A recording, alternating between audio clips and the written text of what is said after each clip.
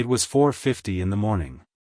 The kind of dark that's so thick it feels like it's pressing on your chest, deep in the sprawling training area at the base of the Rocky Mountains. The bugle blast for reveille was still a good 7 minutes away, and the whole place was locked in a bitter, icy silence. Inside the barracks, the air was heavy with the smell of old sweat and cleaning chemicals.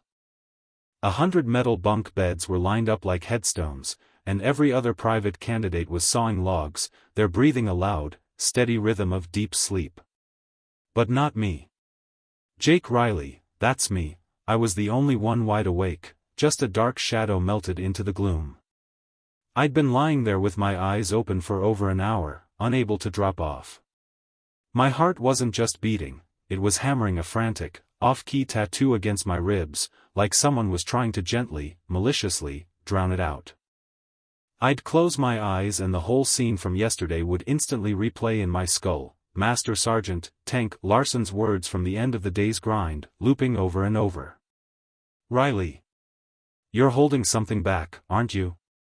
I do not like that look in your eyes, son. The memory made the hair stand up on the back of my neck. I pressed my clammy hand hard against my chest, right through the scratchy, cheap wool blanket. Did he know? Had I been found out? No way, not about my brother. I pushed the thought away. Could he possibly know about Scott? Absolutely not. I had gone through everything from my initial entry paperwork to the emergency contact sheet. Every single document that could possibly point to Scott Ace Riley's existence had been cleverly and meticulously erased. In the space for Guardian, it wasn't my brother's name I put down, it was my Uncle Ray's in Atlanta. The contact number wasn't my brother's burner phone, it was a secure number for my uncle, only to be used in case of a dire emergency. It had been a perfect plan. I could not let Scott get dragged into this mess. Then, a sudden, ear-splitting electronic shriek tore the silence to pieces.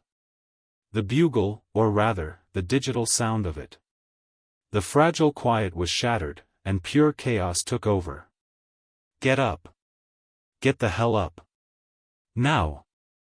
Larson's bellow was like something ripped straight from the pit of hell, instantly evaporating every last scrap of sleepiness. Guys were practically tumbling out of their bunks, scrambling and freaking out to fold their bedding. But I was already done. My rack was made, my boots were laced, everything was squared away. And that perfection, that speed, was exactly what drew the predator's eye. Well, Riley, Larson's voice was slick and greasy as his giant frame slid to a stop right in front of me. His crew-cut head was dark and bristly, and his eyes, the eyes of a viper sizing up its prey, were slow-rolling all over me. What in the Sam Hill are you doing up already? You get up early just to watch the rest of these poor slobs sleep, is that it?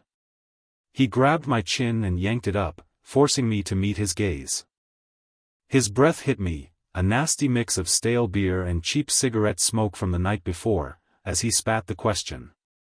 I ducked my head down as far as I could go, staring fixedly at a spot on the dusty floor, and whispered a barely audible reply. No, Master Sergeant. I just woke up early. You just woke up early? Larson snorted a laugh, his voice getting theatrically loud. Look at this kid, people. How spoiled do you have to be back home to come into the United States Army and whine about not being able to sleep? Every eye in the barracks suddenly felt like 1,000 needles stabbing me in the back. The air got heavy, thick, and painful. Please, I screamed inside my head. Just keep walking. Leave me alone. I cannot afford to stand out here. But Larson's relentless interrogation did not stop. Hey, Riley. Maybe you got some kind of special treatment back at your place? Or maybe you got a big shot daddy pulling strings for you, huh? A little backing somewhere? Backing. The word sliced through my eardrum and struck my heart like a shard of ice. I felt the blood drain from my face, a sudden, arctic cold washing over my entire body. I could feel a cold sweat break out all over. I bowed my head even deeper, straining to force the answer from my throat. No, Master Sergeant. I have no such thing. You don't, huh? Then why the hell don't you answer clearly? Every other man here is shouting it out from their gut. You're the only one muttering like a sick kid. He snatched my jaw again, his thick, rock-hard fingers digging into my skin, dragging my head up to look at his milky, enraged eyes at point-blank range. Larson was trying to crush me with fear. But he stopped short, sucking in a gasp. The look in my eyes was not the fear or desperation he had expected. What was there was a quiet, deep calm, cold as a frozen lake. It was the solemn, terrifying resolve of a man who was ready to simply accept all the unfair hell that was about to rain down on him, remember every detail, and endure it until the end. That quiet intensity made Larson's bullying urge flinch for a brief, strange moment. What is that look, boy? Larson was momentarily speechless. In that tiny instant of hesitation, I quickly lowered my gaze again, bowing my head low. Then I muttered, my voice even more faint, I apologize, Master Sergeant. I will always use a louder voice when responding from now on. That overwhelming level of obedience only seemed to chafe his twisted nerves even more. Was that cold look I'd just seen a ghost? No. No way. This kid was hiding something. Larson's mouth twisted into a nasty, crescent moon shape, like he was enjoying a private joke. All right. Fine then. His voice wasn't a roar anymore, it had dropped into a low, greasy drawl that wrapped around my ear. But listen, Riley. I do not like that look in your eye. In the sudden, heavy silence of the barracks, that single, ominous declaration hung in the air. I knew, right then, that I had just crossed the threshold of a long, miserable hell. That afternoon, the 115-degree Texas sun was absolutely merciless, beating down on the sprawling training grounds of Fort Bliss. The air was a suffocating mix of dust, sweat, and the ragged, heavy breathing of exhausted men.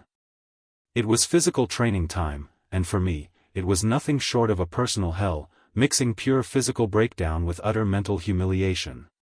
10 more push-ups.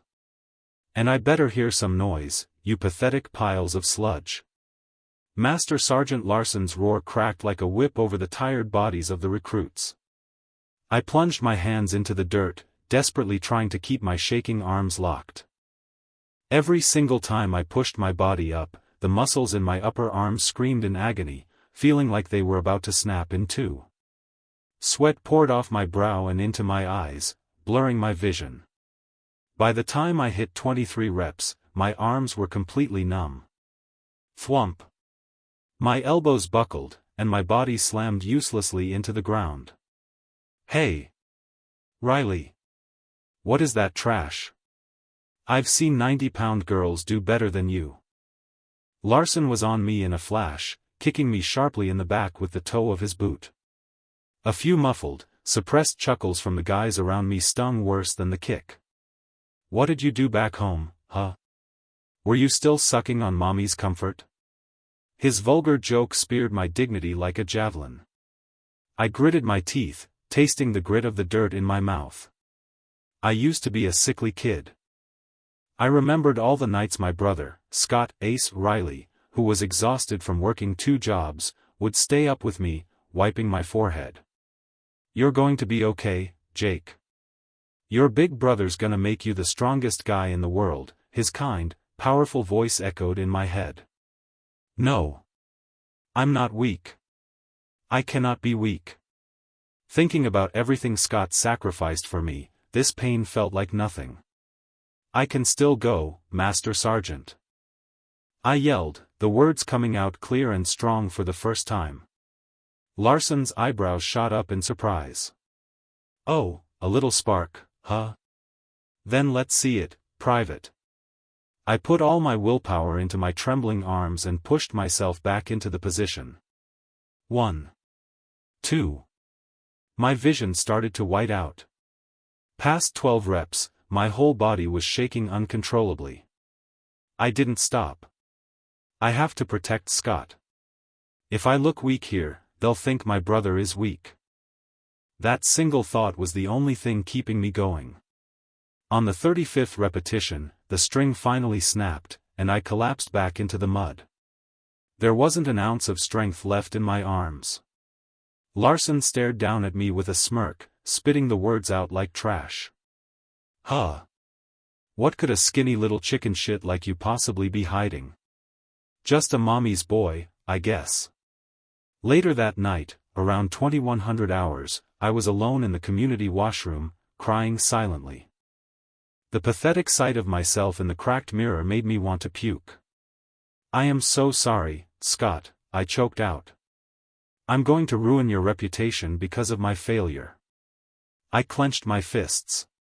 But I swore I wouldn't quit. I would protect my brother. I swallowed that vow down with my tears. The next day, during the long-distance run, the situation only got worse. While the other candidates ran with a brisk pace, I was already falling far behind. My lungs felt like they were on fire, and my legs were like lead weights. Hey, Riley. You good? Private First Class Miller, a guy in my platoon, called out with concern as he passed me. His kindness only made the pain worse. I didn't want the attention. I didn't want anyone to notice me. I just shook my head feebly, unable to spare the breath for a reply. Larson saw the whole exchange. Miller. Watch your lane. If you got energy to talk, pass the man in front of you. Then he ran up alongside me, jogging mockingly in step. Hey, Riley. How does it feel to have your buddies worry about you? Pathetic. Scraps like you drag the whole company's morale down. Get it? I kept running, staring straight ahead. No answer. A reply would just mean more trouble. Silence was the only way to wait out the storm. But I didn't realize that my silence was actually feeding Larson's need for control. During the short break after training, I found a little shade, away from everyone, and sucked down water from my canteen. I was physically and mentally wiped out. I just wanted to stop thinking. But I wasn't going to get that peace. A huge shadow fell over me. Larson.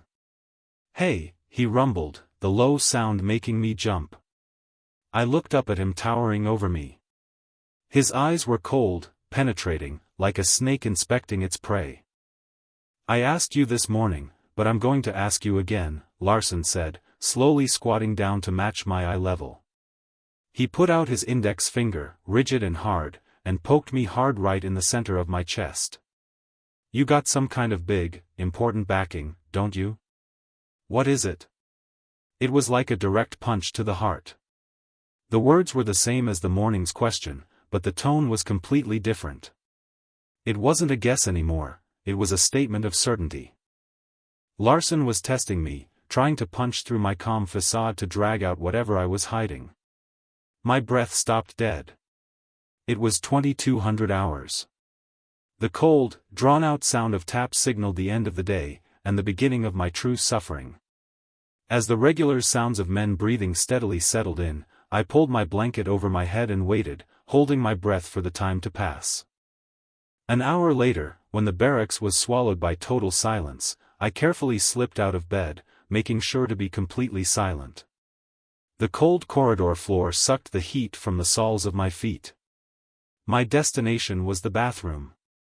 I silently closed and locked the door to the stall furthest inside. In that small, confined space, I could finally let go of the emotions I'd been suppressing all day. Ugh, a desperate sound clawed its way up my throat. I frantically grabbed a large wad of toilet paper and stuffed it into my mouth. I couldn't let anyone hear me break. I couldn't let anyone know I was weak. But the tears, once released, were like a broken dam. I slumped down, my trembling back against the cold tile wall. Why me? Larson's sharp gaze was burned into my mind. The word backing echoed like a curse in my skull. I had tried so hard to be inconspicuous, more compliant than anyone else, just to keep my brother safe. And yet, A deep, sick anger welled up from the pit of my stomach at my own helplessness. It was all my own damn fault. The weakness, the lack of stamina, the total screw-up, I brought it all on myself. If I'd been tougher, smarter, or just better at slipping under the radar, Larson never would have had an opening. Scott's face flashed in my mind. My brother. The one guy who raised me after our parents died, my only family. He loved me, but he was tough, and he always had my back. A real man, Jake, never cries in front of the one thing he's trying to protect. That's what he told me when I was a kid and got beat up in a fight. I was breaking that promise right now, and the helplessness I felt was suffocating. Scott, I'm sorry. So sorry. My whispered apology was swallowed by the stall. I buried my face in my knees and just kept crying silently. This cold, tile-lined box reeking of disinfectant was the only sanctuary I had. At that exact moment, over 1,200 miles away, in the silent, heavily secured war room for the Joint Chiefs of Staff inside the Pentagon in Washington, D.C., Lieutenant General Scott Ace Riley slowly lifted his head from a thick stack of secret documents. It was well past 1:10 a.m. I couldn't focus. The monitor in front of me was showing crucial national security data, but my mind was 1,000 miles away, specifically in the scorching desert around Fort Bliss, Texas. I let out a heavy sigh, picked up the smartphone on the corner of my desk, and opened the call log. No name. Nothing. It had been 2 weeks since my little brother, Jake, went in for training, and not a single call, even from a public phone. I knew the rules. Contact was restricted during basic training, I knew that 100 times over. But this was too quiet. It didn't sit right that Jake hadn't even mailed a single postcard. His words from the night before he left pressed hard on my chest. Scott, I promise I won't use your name at the base. I'm going to make it on my own power. Don't worry about me. Back then, I was proud of his pluck. Now, I had a sinking feeling that those brave words were just a curse hanging over his head, driving him into a corner. He's always been like that, terrible at asking for help, always trying to handle everything alone. What if he's run into real trouble out there? I leaned back in my chair and stared up at the ceiling. My eyes landed on the photo frame on my desk, a picture of a little Jake and a younger version of me, smiling awkwardly. The long days I'd spent trying to be a parent, the nights I swore I'd protect this kid's future no matter what. Now, my little brother was trying to protect me in return. The sheer magnitude of that fact choked me up. This wasn't just simple worry. This was the gut instinct of a man who'd clawed his way through 20 years of military hell screaming a warning. It was the soul-deep tremor of a big brother. Something was wrong. Something unusual was happening to Jake. I couldn't stand it. I jumped out of my chair and looked out the window at the D.C. skyline, a countless swarm of lights twinkling like a gigantic, living creature. My job was to protect this country's peace. But right now, the only thing I cared about protecting was my only brother. The hell with it, I muttered. I sat back down and booted up my private terminal. I knew what I was about to do was a blatant abuse of power, a grave and unforgivable transgression for an officer. But I was ready to face any punishment just to know my brother was safe. My fingers flew across the keyboard. The commands I typed were for the login to the real-time surveillance system, a network that mapped every base and training post in the country, restricted to only those with the highest security clearance. I immediately clicked on the icon for Fort Bliss. I was going to find out what darkness might be consuming my brother. Lieutenant General Scott Ace Riley. Inside the halls of the Department of Defense, that name was synonymous with top-tier elite. Having achieved the rank of a 3-star general in his 30s, he was known for his icy logic and, when necessary, his brutal decisiveness, which had seen him successfully complete countless impossible missions. His life was the immense and sacred duty of guarding the peace and independence of the United States. But few knew the one, greatest weakness he kept hidden beneath that mask of iron: Jake, the ghost, Riley. That was the soft spot in the heel of the man who was the shield of the nation.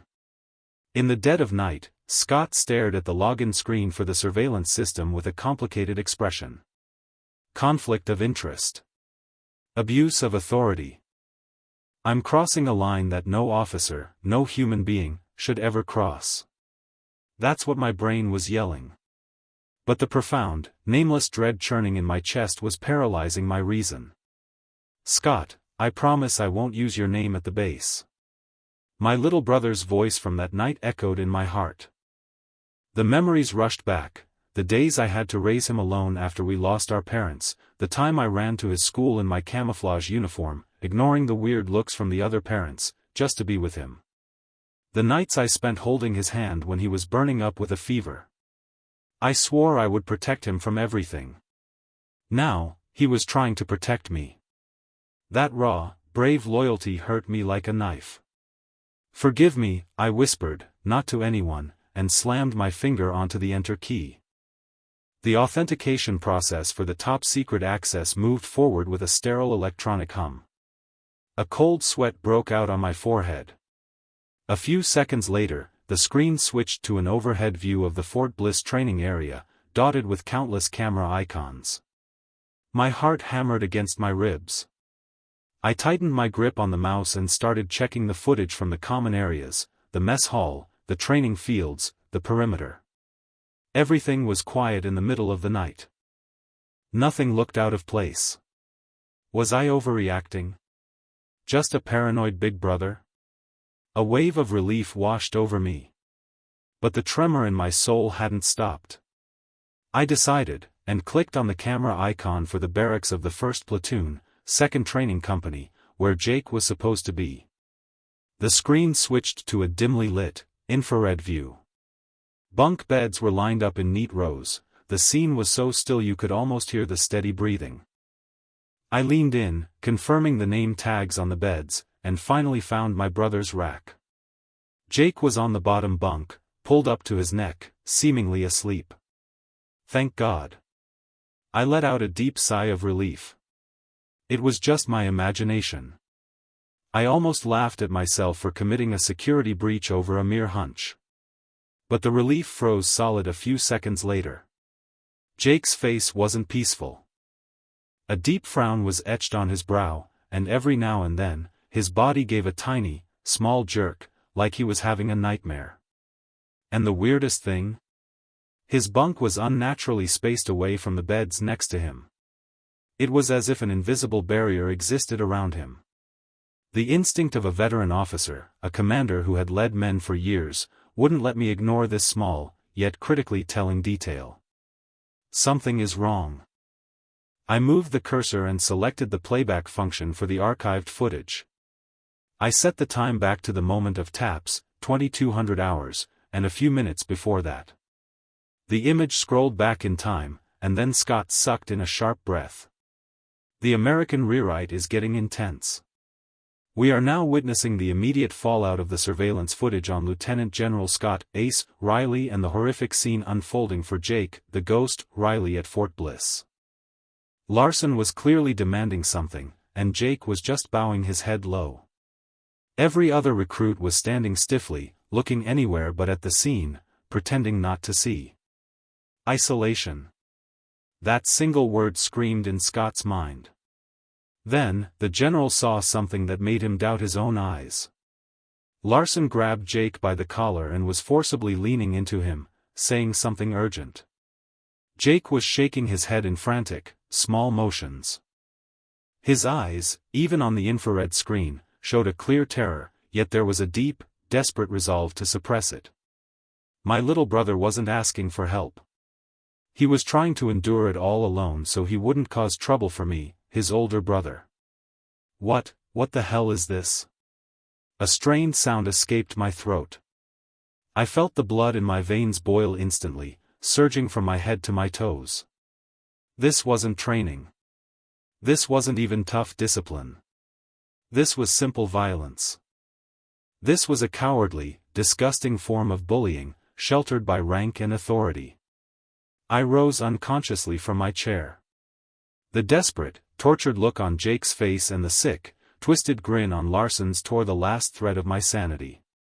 It was 21:45. Evening inspection. It should have been the final ritual before sweet, well-earned sleep for the private candidates, but a heavy, charged atmosphere, like prisoners waiting for an execution, hung over the 1st Platoon barracks tonight. Master Sergeant Larson was in a foul mood. The rumor floating around was that he'd been chewed out by a commanding officer during the day. And on nights like that, someone always gets sacrificed. The recruits stood at attention next to their beds, praying the storm would pass over them. Inspection. Larson's sharp voice cut the silence. He moved from man to man, inspecting bedding and gear with the intense, predatory gaze of a bird of prey looking for weakness. His heavy footsteps stopped dead in front of Riley. Jake's heart leaped. Here we go. It's me. Riley. The voice was cold as ice. You polished those boots, didn't you, Private? Why yes, Master Sergeant. I did. You did, huh? Larson sneered, carelessly kicking the combat boot sitting by my bed. It tumbled over. Is this what you call a polished boot? A tiny fleck of mud, maybe the size of a grain of rice, was visible on the heel of the rolled-over boot, a tiny oversight on the part of Jake, who had desperately tried to clean them. I apologize, Master Sergeant. I overlooked it, I could only bow my head. I knew an excuse would only add fuel to the fire. But Larson's rage was far beyond what a simple apology could calm. His madness, sparked by that minuscule speck of dirt, burst forth like a broken dam. Overlooked it. You're great at playing regret, aren't you? You're always like this. Under that calm face, you're looking down on me, you sniveling coward. Larson slowly lifted his right boot. The heavy military leather was miserably filthy, stinking faintly of a day spent in dirt and sweat. Listen up. This is what a dirty boot looks like. Then, chillingly, he started to unlace it. The air in the barracks froze. The other recruits held their breath, dreading the unbelievable scene about to unfold. A wave of sickening horror washed over Jake. Larson pulled off the disgusting, mud-caked boot and shoved it right in front of Jake's face. The foul stench of leather, sweat, and dirt was a vomit-inducing assault on my nose. You hate polishing boots so much, huh? His voice was a greasy, twisted drawl. Well, this is easier then. In the next moment, with a smile that was pure evil, Larson spoke words no human being should ever say. Lick it. Time stopped. All sound in the barracks vanished. Only those 2 words from Larson seemed to ring out into eternity. The other recruits gaped in horror, their faces pale with terror. Jake just stared blankly at the disgusting clump of filth shoved in his face. Lick it? My brain refused to process the meaning of the words. My stomach turned, and a sour bile rose in my throat. Pride, humiliation, despair, a raging current of emotions paralyzed my thoughts. Jake, a real man never cries in front of the one thing he's trying to protect. My brother's words echoed in the distant background. Yes. I have to protect Scott. But this was the final act to crush my human dignity. What's wrong? Did you not hear me? Or are you refusing a direct order from a superior officer? Larson leaned closer. What would happen if I resisted? The matter would definitely be sent up the chain of command. And my brother's name, Lieutenant General Scott Riley's name, would be dragged through a scandal this disgusting. That could not happen. My knees started to buckle. The other recruits were screaming stop in their minds, but no one moved. Everyone was paralyzed by Larson's madness. Slowly, agonizingly, Jake began to lower himself to his knees. The cold of the floor seeped through the fabric of my fatigues. Surrender and desperation washed over me. Fine. Whatever happens, happens. A single tear escaped my eye and silently rolled down my cheek. At the Pentagon, Lieutenant General Scott Riley was frozen in front of the cracked monitor. The silent video footage, Larson's moving lips and Jake's face contorted in despair, eloquently screamed what was happening. "Stop it. Stop, please." A choked, soundless scream lodged in his throat. My brother, my only family, the man I swore to protect with my life, was kneeling, about to be stripped of his human dignity by a stranger. And I, from this safe vantage point, could only watch. No. An explosion of rage, bordering on murderous intent, obliterated his control. Scott's right fist smashed through the center of the monitor. The LCD shattered like a spiderweb, sparking. Shards of glass sliced into my knuckles, dripping blood, but I didn't feel the pain. With a trembling hand, I grabbed the internal phone receiver. "It's me." My voice was low, suppressed, and unrecognizable as my own. A nervous aide answered on the other end. "General? What happened, sir?" Lieutenant General Scott Riley stared at the D.C. skyline beyond the wreckage of his monitor and issued an order from the pits of hell. "Get a chopper ready. Right now." "A chopper, sir? But, where to?" The confused aide's words were cut short. Scott's eyes were now completely devoid of the rational mind of a general. "This is not an order. This is a brother's request." He slammed the phone down. Scott's body was shaking with fury, but his mind was ice-cold and spinning with terrifying speed. The official route, that was the path Lieutenant General Scott Riley should have taken, reporting to command, contacting the base commander. But that option was instantly deleted from my mind. It would take too long. By the time the protocols, reports, and investigations finished, Jake's spirit would be completely shattered.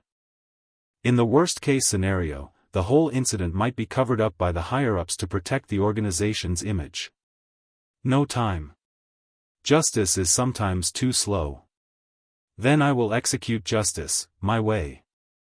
I locked the office door and dragged an old, dusty duffel bag out of the back of my closet, a bag no one was ever allowed to touch. When I opened it, the smell of gunpowder and old leather revealed my past. A set of unmarked combat fatigues, stripped of all rank, name, and unit patches. Combat boots made of special sound-dampening material. Goggles. A special tactical headset. And a cold block of steel, a survival knife I once called the Fong. These were relics from my days as a commander in the Special Operations Counterterrorism Unit. I never thought I would wear these again after becoming a general. I didn't hesitate.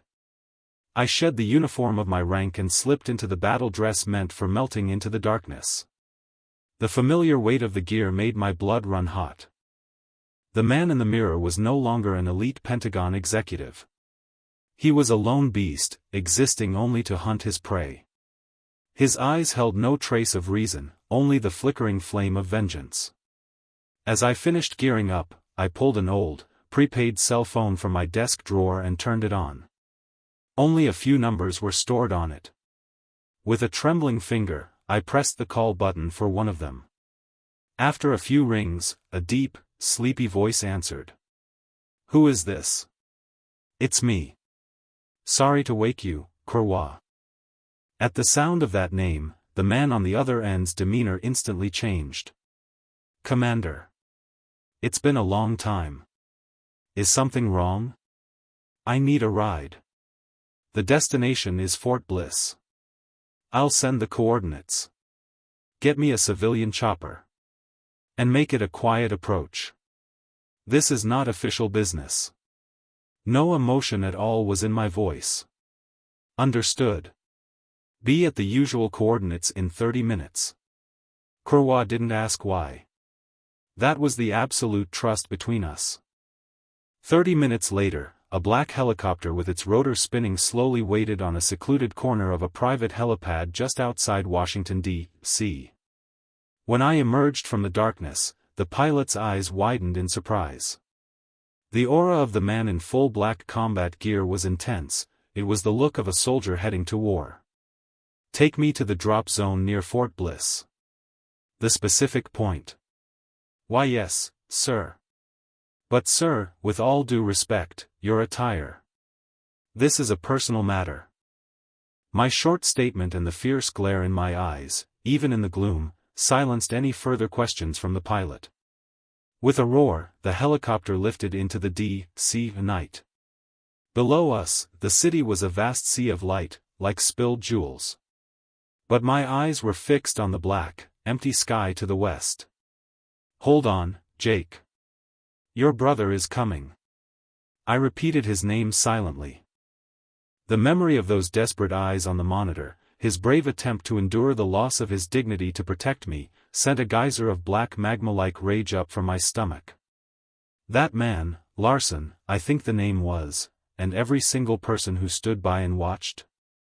I'll cut them all down. Soon, a huge dark mass appeared below, the vast expanse of the Texas desert. Scattered within it were orderly dots of orange light. We're over the drop point for the Fort Bliss Training Center, Commander. The pilot yelled. I nodded. I yanked open the helicopter door and stared down into the darkness. We were only about 160 feet up. The brutal wind lashed against my combat fatigues. I quickly secured a rope to my harness and signaled the pilot. Come back for a pickup in 2 hours. Then, without hesitation, I threw myself into the absolute blackness below. I sliced through the air, descending straight and true. Moments later, my boots landed silently on the damp earth. In the woods on a small hill overlooking the base, I detached the rope, and the helicopter quietly vanished. The forest was consumed by total silence and darkness. But the night vision goggles I was wearing painted the scene in an eerie, pale green. I finished my final gear check and slowly wrapped my hand around the hilt of my knife. The cold steel only hardened my resolve. My form dissolved into the darkness. It was the quiet starting gun for my vengeance. Melting into the shadows, I moved past the trees and reached the perimeter fence of the base. The 9-foot steel mesh was a cold, forbidding wall against intruders. But to me, known as the wall walker in special operations, it was just a speed bump. I perfectly mapped out the security patrol route and timing in minutes, relying on the sound of the wind, the noise of crickets, and the rhythmic, distant cadence of footsteps. I waited in the absolute blind spot of a security camera, deep in the shadows of a tree. The footsteps approached, passed right beside me, and in that fleeting second, I sprang from the shadow. Before the sentry could even realize I was there, I struck the side of his neck with a perfectly placed chop. The young soldier collapsed without a sound. I gently lowered his body into the shrubs, a perfect subdue technique that would leave him sleeping soundly for a few hours without injury. There was no hesitation, no emotion in my movements. I was focused purely on the mission. I used a special wire cutter to silently snip the fence and slipped inside. My goal was simple: the base headquarters, the nerve center where the commanding officer worked. Moving from shadow to shadow like a ghost, the deep-ingrained infiltration skills from my special forces days flooded back into my body. I reached the back of the headquarters building, right below the command office window. It was locked, but that wasn't a problem.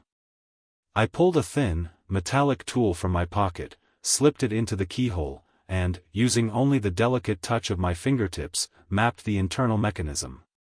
Click. A tiny metallic sound, and the lock was silently opened. I slid inside. The smell of old leather chairs and the faint scent of expensive Cuban cigars hung in the air, the putrid smell of power and corruption. I quietly closed the window and turned on my night vision goggles in the complete darkness. My first stop was the commanding officer's desk. I powered on the PC. A pale password screen glowed. I ran through the commander's history and family structure, his wife's birthday, their anniversary, and on the third attempt, his dog's birthday, the screen unlocked to the desktop. The data inside was clean, as expected, official documents, harmless emails. The real dirt was hidden deeper. My gaze drifted to a locked filing cabinet beside the desk. I took out my lock-picking tools again and opened it. Inside, along with a few files, were several USB drives tossed carelessly inside. This is it. I grabbed one of them and plugged it into the PC. The moment I opened the folder, I felt my blood run cold. It was an unofficial incident report log, and inside it was a record of hell. Jake's incident was only the tip of the iceberg. Over the past 5 years, this base had been a breeding ground for disgusting bullying, hazing, and assault cases, the victims' real names, the perpetrators' names, and the sickening records of how all of it was written off and covered up as training issues or personal weakness. Training contents: ordered the recruit to smear feces on his face to promote self-reflection. Evaluation: determined to be caused by the individual's mental fragility. The words alone made me want to vomit. On another USB, there were even raw video files of the commander secretly taking kickbacks from base contractors and audio recordings of him being entertained at expensive New York City restaurants. This wasn't the madness of a single man like Larson. This was massive corruption that had consumed the very foundation of the organization. My personal urge to save my brother had been replaced by a burning fury to uproot this entire, rotten system. I plugged in my personal data copying USB and started transferring all the files. The progress bar moved slowly, those few minutes felt like an eternity. I finished copying all the data and left the command office without a trace. But I couldn't leave yet. I needed to see Jake with my own eyes, to confirm his safety. I approached the barracks silently, melting into the shadows outside the windows, and raised my high-powered night vision optics. Through the lens, I could see Jake's bunk clearly. He was asleep, but his face was not peaceful. A deep crease was in his brow, and his body twitched slightly, as if plagued by nightmares. My heart ached. Then, my eyes locked onto one point: Jake's pillow. A large, dark smear was spread across the white pillowcase. Even in the pale, blue-green light of the night vision, I instantly knew what it was. Blood. Dried blood. I felt the blood in my body instantly reverse course, rushing from my feet to my head. My rage exceeded the breaking point, and my mind went blank. That animal. Not only did he break my brother's spirit, but he injured his body too. I squeezed the optics so hard they creaked. I grit my teeth until my jaw hurt. The last sliver of the general's rationality completely vanished. All that remained was the look of a pure predator, existing only to tear its target to shreds. Daybreak came. But for Jake Riley, it wasn't the light of new hope, it was just the start of another living hell, a repetition of yesterday's despair. He had no way of knowing that his brother had been right outside, cloaked in the darkness last night. All he felt was bone-deep exhaustion, like he'd been hit all over with a blunt hammer, and a blinding headache that felt like it was squeezing his skull from the inside. "I have a fever." But he couldn't say it. Showing weakness would just give Larson new ammunition. The bloodstain on his pillow was a grim reminder of his own foolishness last night. After that utterly humiliating order, he'd gone to the latrine stall and, trying to stifle his desperate cries, had repeatedly slammed his head against the cold tile wall. Endure it, he told himself, pushing his aching body out of bed. Morning training was a 6-mile run with a 60-pound rucksack, pure hell. The heat rising from the asphalt distorted his vision, and the straps of the rucksack dug deep into his shoulders. Sweat poured down from beneath his steel helmet, stinging his eyes. With every step, a pounding pain shot through his skull. His lungs felt like they were stuffed with red-hot iron. "Riley. You're lagging. Are you even a soldier?" Larson's roar was merciless, spitting from the back of the jeep driving alongside him. He knew Jake was in bad shape, the pale, ashen face, the stumbling steps, but Larson was enjoying it. He was just waiting for the exact moment the weak little kid would finally break and collapse. "Hey, man. You okay? You look totally white, Private First Class Miller, running next to him, asked in a strained whisper.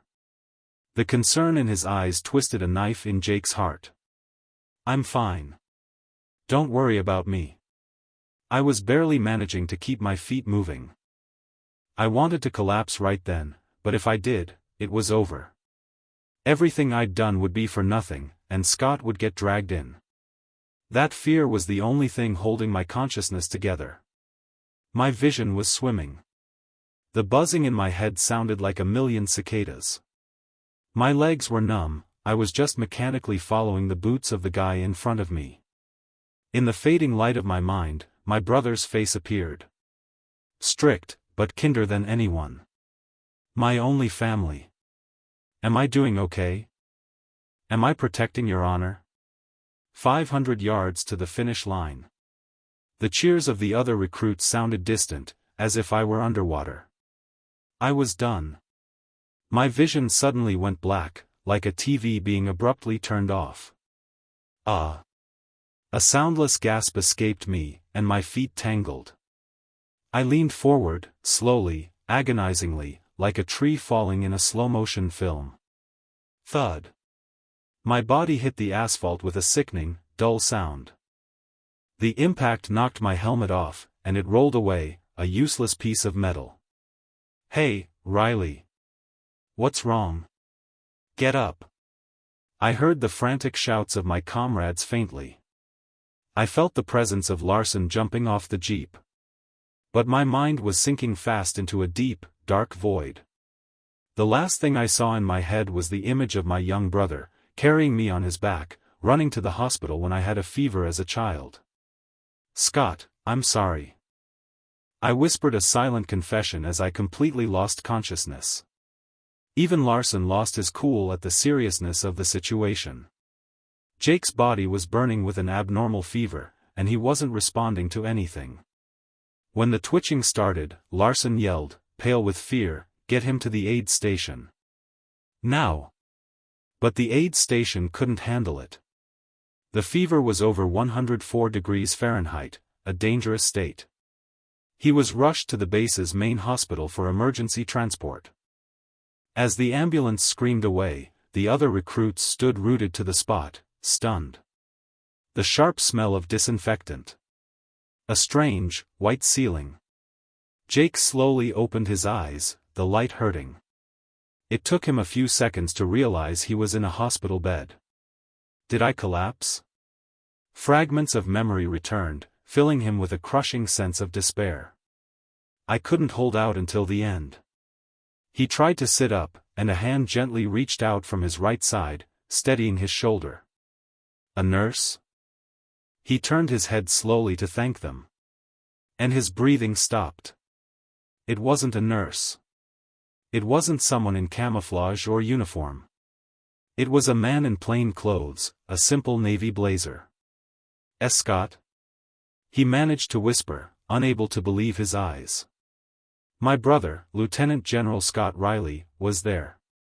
But his expression was one Jake had never seen before. It was a quiet rage that suppressed every other emotion, and beneath it, a deep, deep sorrow.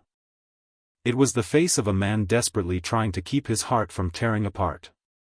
He just looked at his brother in silence. Jake, his voice was dry and cracked, resonating heavily in the quiet room. His brother's raw expression cut me like a knife. I worried him. And in the worst possible way. The fact that Scott was here meant he knew everything, all the miserable, humiliating truth I had tried so hard to hide. Scott, why? My voice trembled.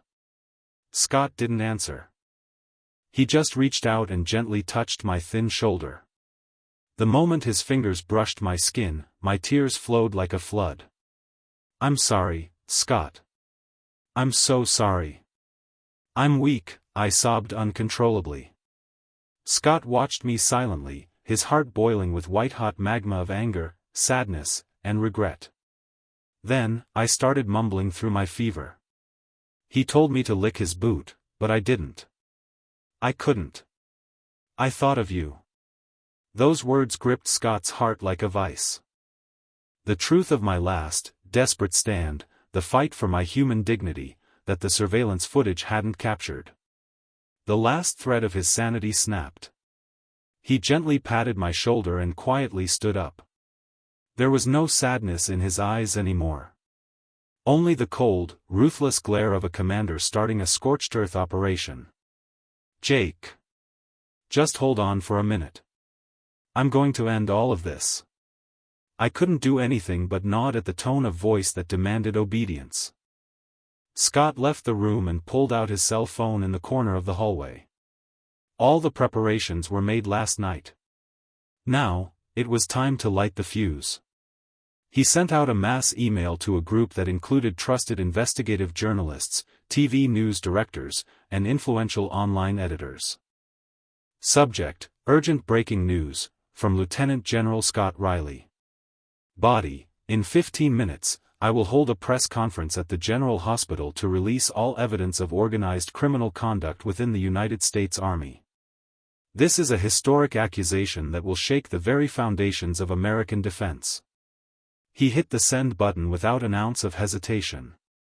Simultaneously, he uploaded all the evidence he'd seized last night, the commander's corruption, the suppressed abuse records, and the video of Larson's assault, to a secure cloud server and included the link in the email.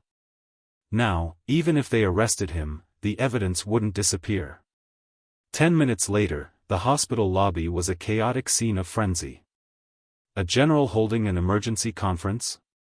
Is it a hoax? Reporters who had rushed there, half believing, half skeptical, scrambled to set up their cameras. Their numbers quickly swelled into the dozens.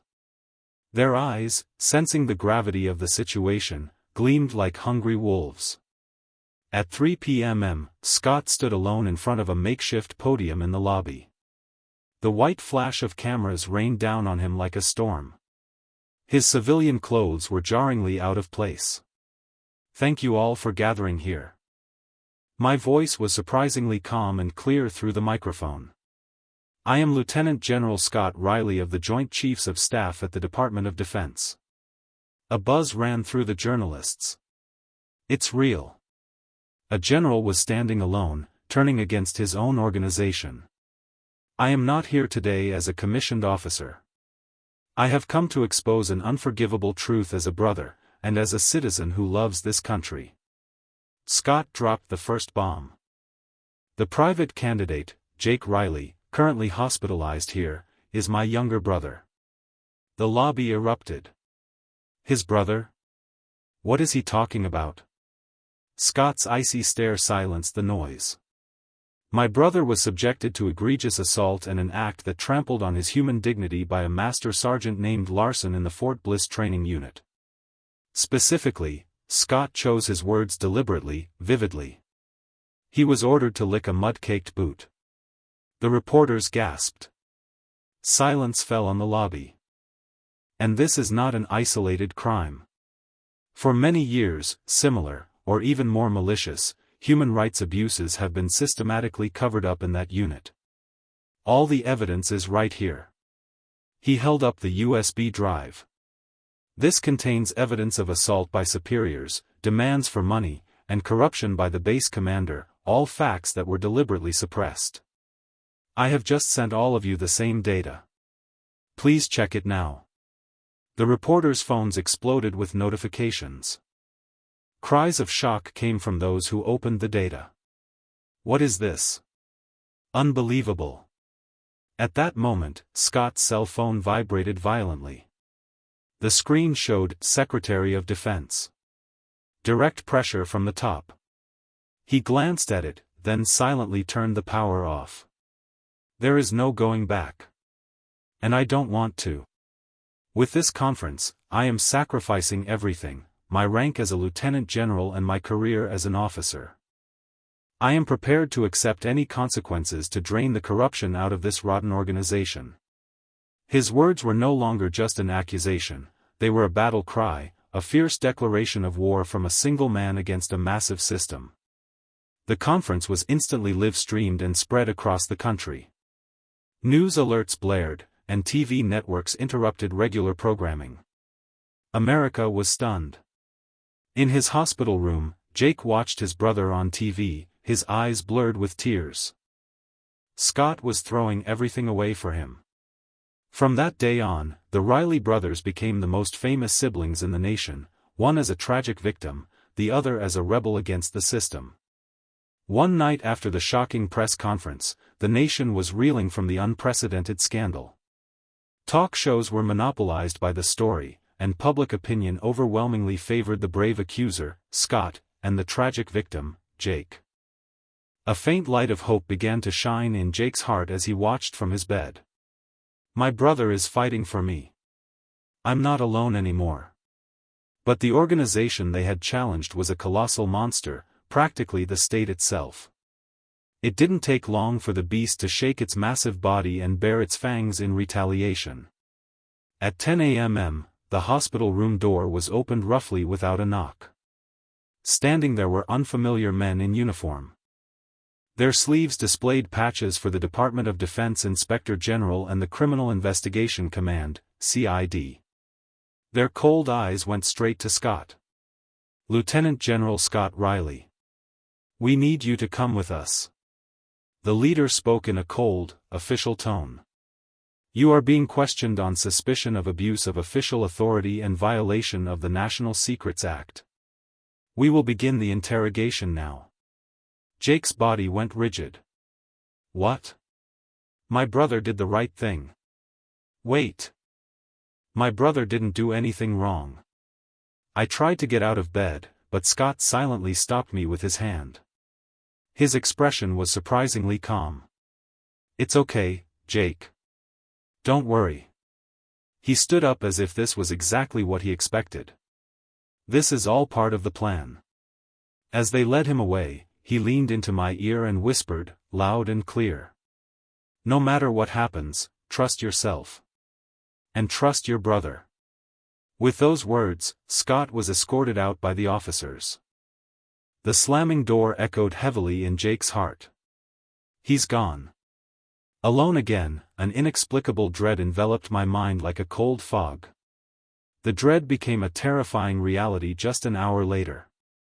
A breaking news banner crawled across the bottom of the TV screen. The camera cut to the base commander of Fort Bliss. In front of the assembled press, he bowed deeply, his expression unctuous and theatrical. We sincerely apologize to the American public for the great concern caused by the matter involving a private at this training unit. Then he began to read a prepared statement. The content made Jake doubt his ears. As a result of our investigation into Private Jake Riley, the possibility has surfaced that he has displayed aspects of mental instability even prior to his enlistment. Wah! My thoughts froze. What is this man saying? The news anchor, with a grave face, continued. According to the base's statement, Private Riley has been witnessed several times since his entry avoiding communication with other recruits, muttering to himself or staring at the wall motionless, all unusual behavior. The screen showed an interview with Master Sergeant Larson. He spoke about Jake, the supposed victim, as if he were a dangerous lunatic. That kid was strange from the start. He'd smile to himself when no one was looking, and he'd shriek in the bathroom at night. Honestly, he was just creepy. Lies. All lies. Jake felt his body shake with fury. But the organization's attack was just starting. Next, the screen showed fragments of Jake's personal journal. The words he wrote to inspire himself and affirm his loyalty to his brother were being ruthlessly exposed with malicious context. I have to protect Scott. Trust no one. I have to endure this alone.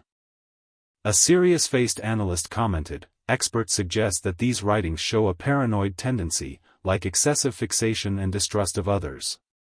A psychiatrist in a lab coat, with a condescending expression, appeared to add his analysis.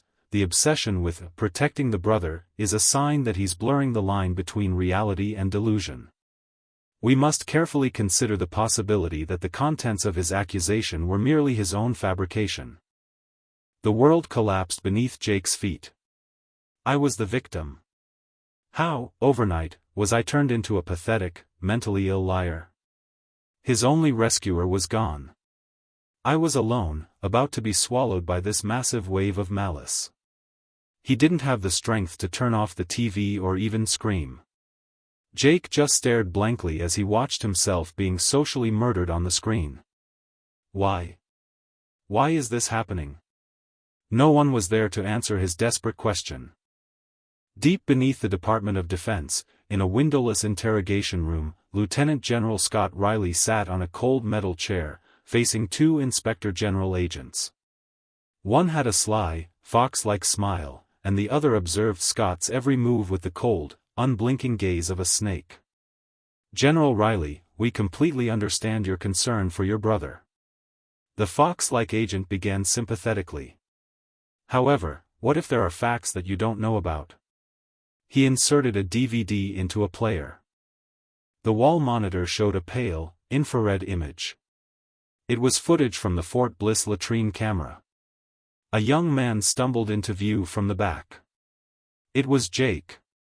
Scott's heart pounded with a sickening rhythm.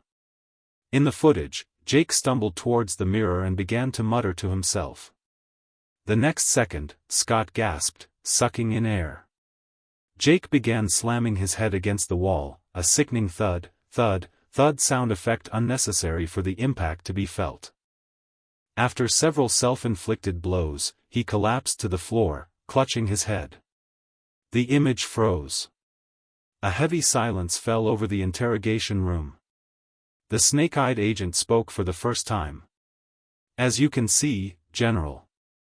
This footage is from the night he claims he was being coerced by Master Sergeant Larson. This self-harm was done when he was alone." The man continued, savoring Scott's reaction. "Our conclusion is that this is not an action resulting from being driven to the edge, but rather an expression of an underlying instability he already possessed. We have documentation suggesting he may have been in counseling prior to enlistment." Lies. It's all a desperate, vile fabrication by the organization. That's what my mind screamed. But the image of my brother, raw and shocking on the monitor, was too visceral. The blood stain on the pillow. The pain I felt then was now turning into a sickening, complicated emotion. Could it be?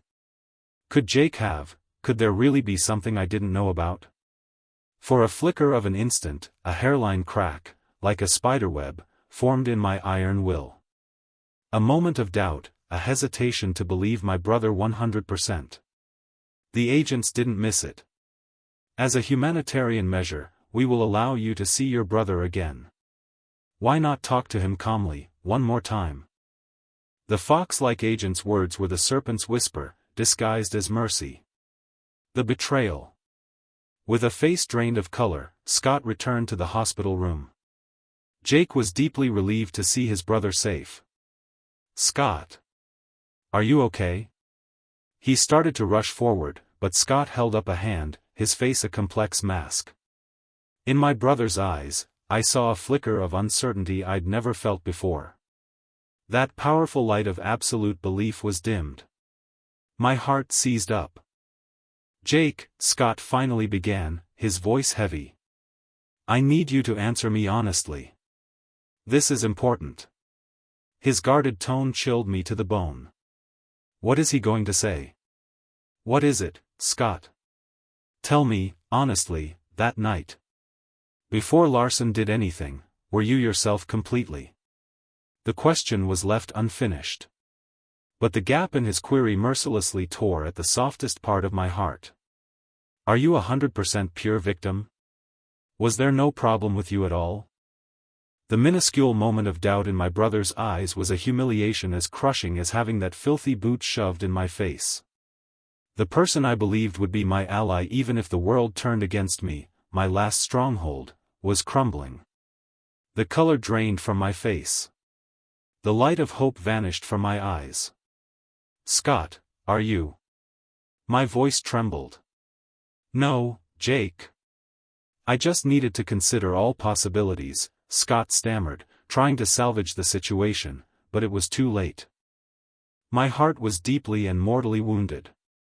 For the first time in my life, I yelled at my brother from the depths of my soul. "You doubt me too? It was a raw shriek that only someone who felt profound betrayal could utter. You think I'm lying? You think I'm crazy, like they do? You think that too, Scott? No. That's not what I meant. Then what is it? The way you asked, it sounds like you think it was all my fault. I trembled, glaring at my brother. There was no trust left in my eyes. Fine, then. I was wrong. I'm the liar, I'm the crazy one. Is that what you want? I screamed, turned my back on Scott, and pulled the blanket over my head, completely shutting him out. Scott stood frozen, helpless before my small, rejecting back. His 1 second of weakness, one foolish question, had utterly shattered the heart of his brother, a heart that had endured hell. A tidal wave of regret crashed over him, the guilt of rubbing salt into a wound he, of all people, should have understood. Jake. I'm sorry. My whispered apology was hollow, swallowed by the blanket wall. The only answer was the sound of choked sobs. As Scott stood there, unable to move, I shifted slightly, and a small notebook slid from beneath my pillow and fell to the floor. It was a standard-issue trainee logbook. Scott picked it up automatically. I shouldn't. It's private. But I couldn't hold on to reason. I needed to understand my brother's heart. My trembling fingers flipped the pages. My soul's cries were recorded there in ink-stained writing. April 15th, Master Sergeant Larson targeted me. It's because I'm weak. I have to get stronger, or I can't face Scott. April 22nd, got yelled at in front of the others again. Couldn't sleep, I was so angry. But I didn't cry. It's my promise to Scott. May 3rd, almost collapsed during PT. In my fading mind, I saw Scott's face. He went through tougher training. I can't quit here. With every turned page, Scott's breathing grew ragged. This wasn't just a diary. It was a record of absolute devotion and a fierce, unyielding resolve not to burden his brother. Then I paused on the last page. May 10th, I dreamed Scott called me. He said to tell him if things got hard, and he stroked my head like when I was a kid. When I woke up, my pillow was wet. I really am weak. But if I admit it, I feel like I won't be Scott's brother anymore. My heart was tearing apart. While I was swayed by the organization's tactics, my brother was fighting alone in hell, thinking only of me. The last entry was written in shaky but strong handwriting. Scott, I'm not just a little brother who needs protection anymore. I want to change this rotten system. So no one else has to go through what I did. I think that's how I take up the torch of justice you carried. So please, watch my fight. Ugh. Ah, hot tears streamed from Scott's eyes. What was I thinking? I was looking at the dirty filter of their fabrication and ignoring my brother's noble resolve, his incredibly pure and strong soul. It wasn't about defending my brother's innocence, it was about defending his very soul. Jake. I was a fool. Scott hugged the notebook to his chest and collapsed onto his knees towards the mound of blankets, sobbing. Forgive me. You were fighting so hard alone, and this idiot brother doubted you. That sincere apology finally melted the wall of ice surrounding Jake's heart. The blanket slowly pulled back, revealing my tear-stained face. Scott. Please, hit me, I whispered.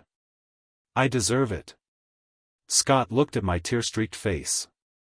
I silently shook my head. Then, with a trembling hand, I reached out and gently wiped the tears running down my brother's face. You believe me, don't you? Of course, I do. Scott took my cold hands in his and squeezed them firmly. You are my pride, Jake. My only family, the one I swore to protect with my life. If I don't believe you, what is there left for me to believe? Tears flowed again from my eyes, but these were no longer tears of despair, they were tears of relief and reclaimed brotherhood. The two brothers hugged on the hospital floor. Scott. I was so scared. So scared. I know. It's over now. I won't leave you alone again. Scott held me tight, his decision ironclad. Jake, listen to me. He pulled back, looking me straight in the eye. I am throwing away my rank, my future, everything. But I have no regrets. Nothing is too great a cost to protect my pride, which is you. Then he concluded, I will be your sword. I will be your shield. We will win this fight. This wasn't just a brother's promise, it was a man's lifelong vow, awakened by touching his brother's soul and true justice. I nodded firmly. There was no fear or doubt left in my eyes. The late afternoon sunlight streaming through the window illuminated our tear-streaked faces in a golden glow. In a hearing room in the Capitol building, the congressional inquiry was being televised nationwide. On the stand were the Fort Bliss commander and Master Sergeant Larson. Following the organization's script, they delivered perfect, yet utterly false, testimony. Private Riley had exhibited signs of mental instability from the start. We were merely trying to protect and reform him. The commander played the role of the tragic organizational leader. There was absolutely no coercion or assault, as he claims. It is all a sad delusion born from his mental distress. Larson added, with a solemn face, I treated him like a little brother, sometimes with severity, sometimes with kindness. I never thought my good intentions would be betrayed like this. Public opinion was wavering.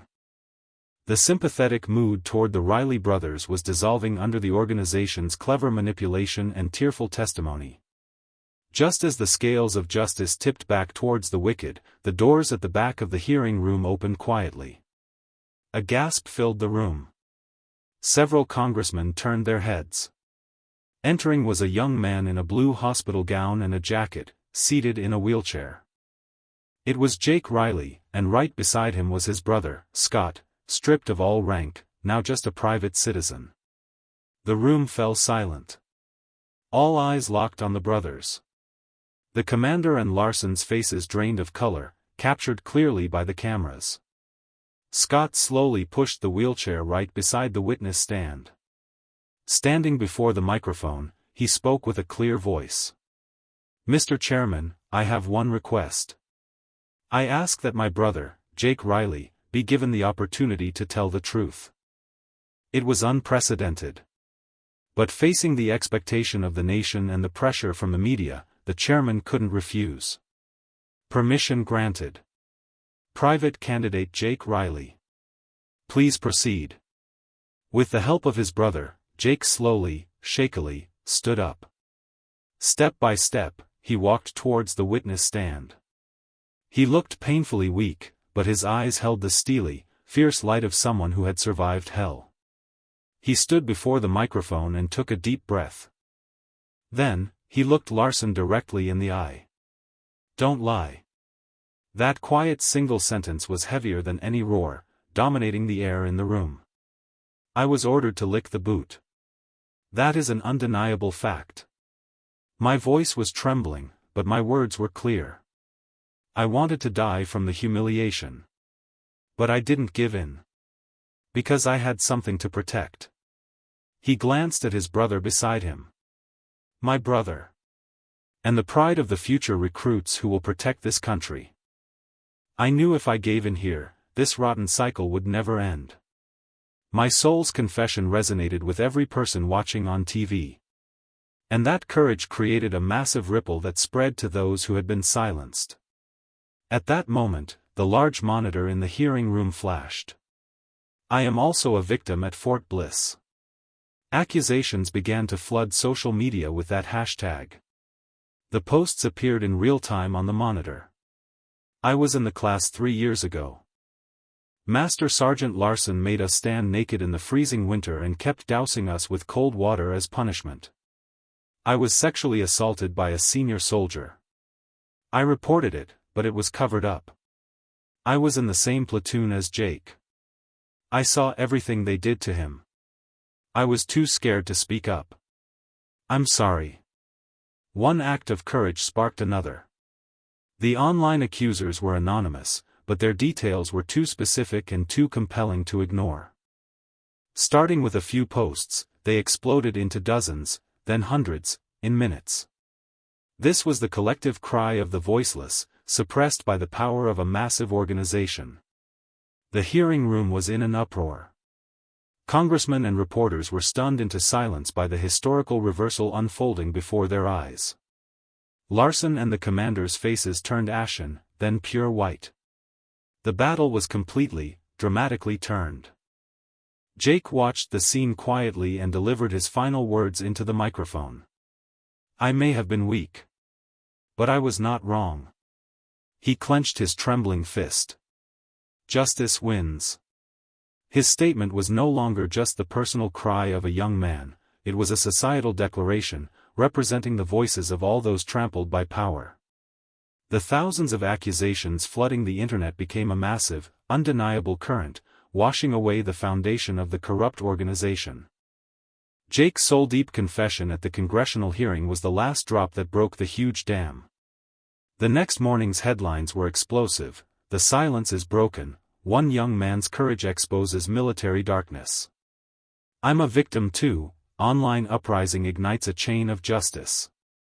Congress in chaos, the empire of corruption falls overnight. The social climate changed overnight. The Defense Department and the government were subjected to an unprecedented level of public scrutiny and merciless media pursuit. Old tactics of cover-up and delay no longer worked. Their only path was total surrender and the implementation of radical organizational reform. The day after the hearing, the CID launched a large-scale raid on Fort Bliss. The evidence seized, the original data left by Scott and far more records of corruption, was overwhelming.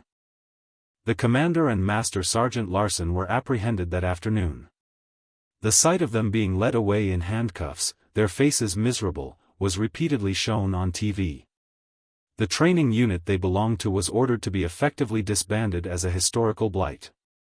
The wave of change didn't stop there. Taking the incident seriously, Congress formed an all-party coalition and rapidly passed new legislation aimed at eradicating human rights abuses within the military. It included absolute protection for whistleblowers, the establishment of an independent investigative committee with external experts, and harsher penalties for perpetrators. The law passed and was called, in honor of one young man's courage, the Jake Riley Act. The history of the nation's defense and its order had fundamentally changed. Meanwhile, Scott Riley quietly faced his uniform in a private room at the Pentagon. The 3-star rank insignia on his shoulder, once his pride and the symbol of his weighty responsibilities, now looked like nothing more than an ugly relic of the past. Slowly, without hesitation, he removed the insignia. A small metallic click echoed in the quiet room. He had decided to resign his rank and his entire military career. Scott, are you sure about this? The Secretary of Defense, sitting before him, asked regretfully. Your talent is indispensable to this country. We can reinstate you. Mr. Secretary, Scott cut him off quietly. I almost lost the justice my brother fought so hard to protect, swayed by organizational logic. I am no longer fit to wear this rank, having once doubted him. His voice was calm, but his eyes held the steely will of a man who couldn't be swayed. However, my fight is not over. Scott picked up a letter on the table. It was an appointment order to head a new independent agency reporting directly to the Secretary of Defense, established under the new Jake Riley Act. No military rank, no military power, but immense authority to investigate and expose any corruption within the armed forces without political interference. First Military Human Rights Inspector General. As a private citizen, I will now protect the young people who form the foundation of this country. That is the only way I can face my brother. Scott bowed deeply. When he looked up, his face was filled not with the cold authority of a general, but with the clear light of a true servant. A few weeks later, my body completely recovered, I was in my hospital bed looking at a college brochure. My finger stopped on a certain department, law. I took a pen and began filling out the college application's essay section. My expression was calm and full of quiet hope. Outside, the refreshing breeze of early summer announced the arrival of a new season. Hell was over. My new life was beginning now. Months passed. The season shifted from the blazing summer to a gentle autumn that wrapped everything in warmth. I sat at my desk at home, bathed in the soft sunlight from the window. In front of me was an envelope. With trembling fingers, I opened it, and inside was the word, acceptance.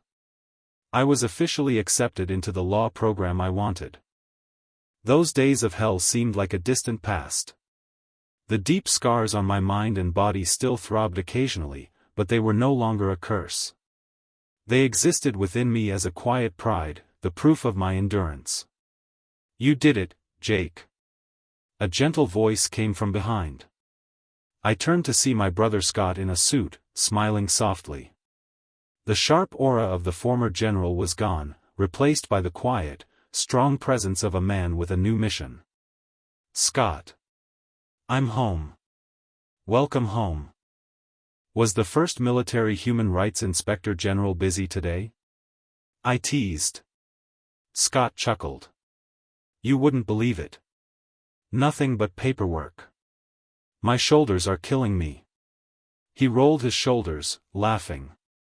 This interaction was no longer that of a protector and a protected, it was between two equal partners who respected each other. "I can't believe you're aiming to become a lawyer. You look completely different from when you decided to follow me into the military," Scott mused, looking out the window. I looked at the sky and answered quietly. "It's the same, Scott. I found something I want to protect. That's all." Scott said nothing, but clapped my shoulder hard. That night, we raised a modest toast. The table was set with home-cooked food I had prepared. The steam from the warm stew gently filled the room. The news on TV coincidentally reported on the aftermath of our fight. With the implementation of the revised Military Act, known as the Jake Riley Act, cultural reform is underway across all units. The newly established third-party reporting hotline is already seeing numerous consultations from soldiers who were previously silenced. Hearing the monotonous voice of the anchor, Scott commented softly, "We changed it, didn't we?" I shook my head. We weren't the only ones who changed it. It was all the people who spoke up. We just lit the fuse. Scott's eyes softened. The frail little brother who only needed protection was gone.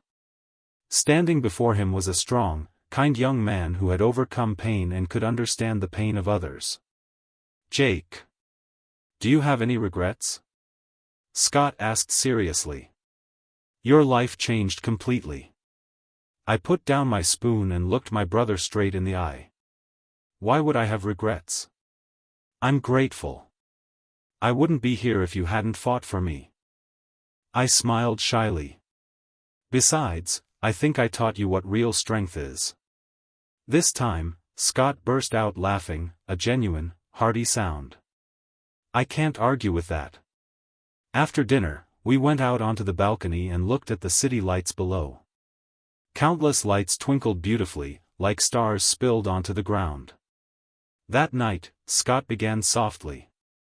"I descended into that base thinking only of you. I only wanted to tear apart the people who hurt you." He gripped the railing hard. "But it's different now. I think about the pain of someone who still hasn't found their voice, living under every single one of those lights. That is the new mission you gave me." I looked up at my brother. "Me too, Scott. I'm not just the protected brother anymore. I'll stand by your side, and I'll be the sword that protects others." Once, my brother's justice was only about protecting me. Now, by touching my pain, it had elevated to the true justice of protecting the nameless people of this country. And I, who once only thought about being protected by my brother, was now reaching out to grasp the power to fight for others. "We did it, Scott." "Yes, we did." Scott embraced me firmly. "We finished the fight. And this is just the beginning. The city lights the two brothers watched were not just beautiful. They were the hopeful dawn of a new America, seen only by those who had passed through the deepest darkness of despair.